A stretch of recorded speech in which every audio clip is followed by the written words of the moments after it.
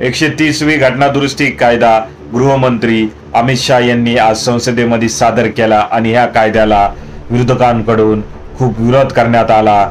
अक्षरशः अमित शाह यांच्या अंगावर या कायद्याचे जे प्रत होती ते फाडून फेकण्यात आले विरोधकांकडून। परंतु या कायद्यामध्ये असं काय आहे की एवढा विरोध करण्यात आला? तर या कायद्याअंतर्गत जर एखाद्या पदावर असणाऱ्या, मग तो मुख्यमंत्री असो किंवा मंत्रिमंडळात मंत्री असो, अशा व्यक्तीकडून कोणतेही गंभीर स्वरूपातील गुन्हे करण्यात आले, असे गुन्हे ज्याच्यामध्ये शिक्षा 5 वर्षापेक्षा जास्त आहे, अशा आरोपांखाली जर तो मुख्यमंत्री किंवा मंत्री कोणत्याही राज्यातला असो, तो तुरुंगात गेला 30 दिवसांपेक्षा जास्त, तर त्याला 31व्या दिवशी त्याचा पदाचा राजीनामा द्यावा लागेल। परत तो ज्या वेळेस तो या आरोपातून मुक्त होईल त्यावेळेस तो पुन्हा या पदावर बसू शकतो। ह्या कायद्याचा हेतू एकच आहे की मोठ्या पदावर बसून त्या पदाचा फायदा घेऊन कुणीही गंभीर स्वरूपाचे गुन्हे केले नाही पाहिजे, असा सरकारचा साफ हेतू आहे, असं अमित शाह यांनी ठणकावून सांगितलं। परंतु विरोधकांना यामध्ये सरकारचं एक वेगळं षडयंत्र आहे असाच कुठेतरी दावा होता विरोधकांच्या मते।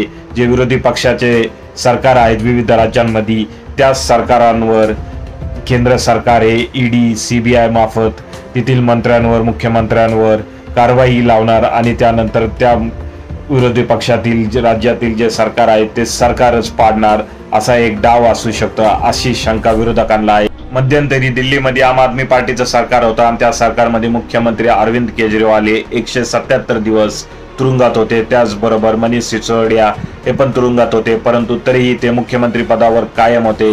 त्याचबरोबर महाविकास आघाडीचं सरकार महाराष्ट्रामध्ये होतं, त्यावेळेस नवाब मलिक हे पण तुरुंगात बऱ्याच कालावधीसाठी होते, परंतु त्याच वेळेस ते मंत्रिपदावरही बऱ्याच कालावधीसाठी कायम होते।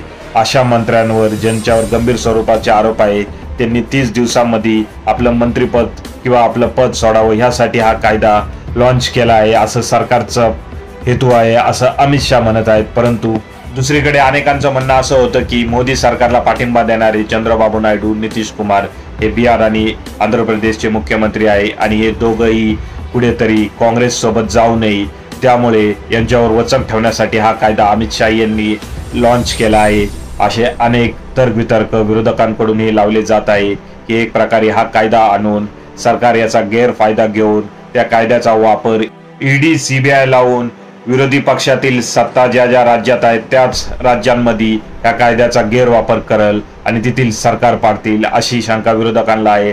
त्यामुळे हा कायदा ऐकायला जरी चांगला असेल तरी या कायद्याचा गैरफायदा सरकार घेईल हा कायदा दुरुस्ती करून, असं विरोधकांचं म्हणणं आहे। तुम्हाला काय वाटतंय? खरंच अमित शाह तसं नरेंद्र मोदी यांचा हेतू साफ आहे हा कायदा आणून, की त्यांचा हेतू एकच आहे की हा कायदा दुरुस्ती करून विरोधकांवर अजून वचक ठेवायचा व विरोधकांना अजून आपल्या मुठ्ठीमध्ये ठेवायचं व एक प्रकारे या देशामध्ये हुकुमशाही आणायची? काय वाटते? कमेंट करा।